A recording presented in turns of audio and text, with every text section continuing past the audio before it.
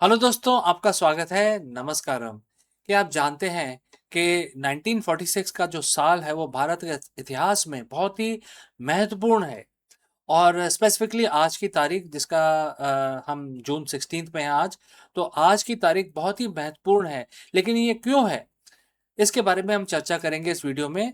थोड़ा-सा बता देता हूँ कि जो ब्रिटिश वॉइसरॉय थे, वो एक मीटिंग कर रहे थे इंडियन पॉलिटिशियंस के साथ। इस मीटिंग का नाम रखा गया उन्होंने कैबिनेट मिशन 1946। लेकिन जब भी ये मीटिंग होती थी उस टाइम विभाजन की बातें ज़्यादा होती थी। हालाँकि जून 16 को ये पूरी तरह तय हो गया कि अब इंटरिम गवर्नमेंट बनेगी और आज़ादी मिलेगी और इसके बाद बँटवारा भी होगा। तो ये एक बहुत इम्पोर्टेंट तारीख है हमारी हिस्ट्री की। आगे बढ़ते हैं, इसके बारे में और जानते हैं।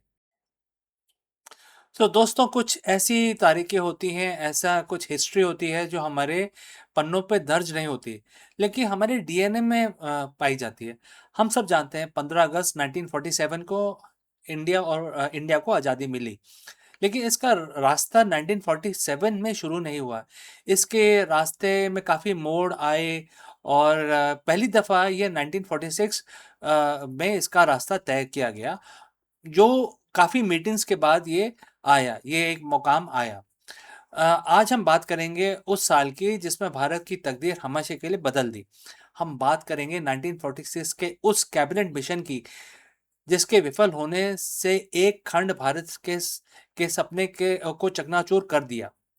आज हम समझेंगे कि एक टेबल पे बैठे वार्ताओं और देशों के बंटवारे की पटकथा कैसे लिखी गई। और 1946 का साल था। सेकेंड वर्ल्ड वॉर खत्म हो चुकी थी। ब्रिटेन जीत तो गया था लेकिन अंदर से खोखला हो चुका था। भारत में ब्रिटिश हुकूमत के खिलाफ गुस्सा चरम हाईएस्ट पॉइंट पर था। शाही नौसेना का विद्रोह हो चुका था, which is the royal navy, जो इंडिया में थी। ब्रिटिश प्रधानमंत्री को समझ आ गया था कि भारत पर राज करना अब बिल्कुल इम्पॉसिबल है। ब्रिटेन अब भारत को छोड़ना चाहता था, लेकिन शर्त ये थी कि ट्रांसफर ऑफ पावर शांतिपूर्ण तरीके से हो। और इसी उद्देश्य के साथ मार्च 1946 में 3 ब्रिटिश मंत्रियों, पैट्रिक लॉरेंस और उनके जो सहयोगी थे, उन्होंने वो उनको भारत भेजा गया। और इसको इतिहास में कैबिनेट मिशन के नाम से जाना जाता है। तो दोस्तों, आगे बढ़ने से पहले मैं पूछना चाहता हूँ कि आप किस शहर से हमारे साथ जुड़े हैं और किस लैंग्वेज में हमारा वीडियो देख रहे हैं। इससे हमें मदद मिलेगी, हम अपने चैनल की रीच को असेसमेंट कर सकेंगे। तो चलिए आगे बढ़ते हैं। कैबिनेट मिशन का लक्ष्य क्या था? इसका मुख्य मकसद था भारत में एक ऐसी सरकार बनाना जो सत्ता संभाल सके और ये तय कर सके कि भारत एकजुट रह पाएगा कि नहीं रह पाएगा। मिशन के जो थे 3 हिस्से थे। 3 टियर एक योजना उन्होंने बनाई, जिसमें केंद्र में एक कमज़ोर सरकार, रक्षा, विदेश और संचार मामले केंद्र के पास होंगे। बाकी शक्तियाँ स्टेट्स को मिलेंगी और स्टेट्स के अंदर ग्रुप्स में बाँटा जाएगा।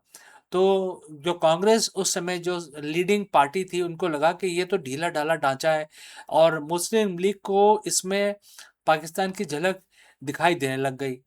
तो लेकिन यही वो मोड़ था जो दोस्तों, जो जिसमें मोहम्मद अली जिन्ना ने पाकिस्तान की मांग करके वो अड़ गए, क्योंकि इस तरह का उन्होंने प्रपोजल दिया था जो कैबिनेट मिशन था, जिसमें उन्होंने वीक सेंट्रल गवर्नमेंट दिखाई थी और स्ट्रॉन्ग स्टेट दिखाए थे। तो इसी बात को लेके उनको लगा, मोहम्मद अली जिन्ना को लगा कि ये मौका है जिसमें हम अपना देश बना सकते हैं। तो उन्होंने पाकिस्तान के मांग पे वो बहुत ही जिद करने लगे और उस पे अटक गए। और इसके बाद काफ़ी डिस्कशन हुए इसके अंदर, लेकिन डेड एंड पे जाके खड़े हो गए। तो जब 16 मई 1946 को कैबिनेट मिशन की रिपोर्ट आई, तो शुरू में तो उसमें सबने उसको माना, लेकिन बाद में डेफिनेशंस के ऊपर झगड़ा शुरू हो गया। और क्योंकि डेफिनेशन डॉक्यूमेंट में काफ़ी हर चीज़ें डिफाइन की जाती हैं, तो और उसमें कांग्रेस का मत ये था कि जो ग्रुप्स हैं उसकी ज़रूरत नहीं है, क्योंकि उन्होंने वीक गवर्नमेंट बनाई है सेंटर पे, स्टेट पे स्ट्रॉन्ग गवर्नमेंट बनाई है और स्टेट गवर्नमेंट के अंदर भी ग्रुप्स बनाए हैं जिसकी ज़रूरत नहीं है। लेकिन जो मुस्लिम लीग पार्टी थी, जो दूसरी पार्टी थी, मोहम्मद अली जिन्ना उसके प्रेसिडेंट थे, वो कह रहे थे कि ग्रुप तो बहुत ही ज़रूरी है, ग्रुप होना ज़रूरी है। तो यही वो पल था जिसमें भारत का भविष्य का फैसला हो रहा था। और जिन्ना ने डायरेक्ट एक्शन डे का भी ऐलान कर दिया था, जिससे काफ़ी दंगे भड़के और काफ़ी यहाँ पे उत्पात हुआ। आप सब जानते हैं उसके बारे में, हम उसके बारे में डिटेल में नहीं जाएंगे।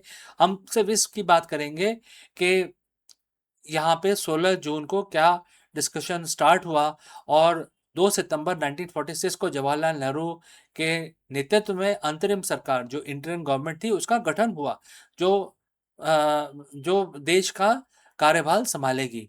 और ये लेकिन एक अभी पूरी तरह पावर ट्रांजिशन नहीं हुआ था, लेकिन ये पूरी तरह एक इंडिपेंडेंट सरकार बनी 1946 में।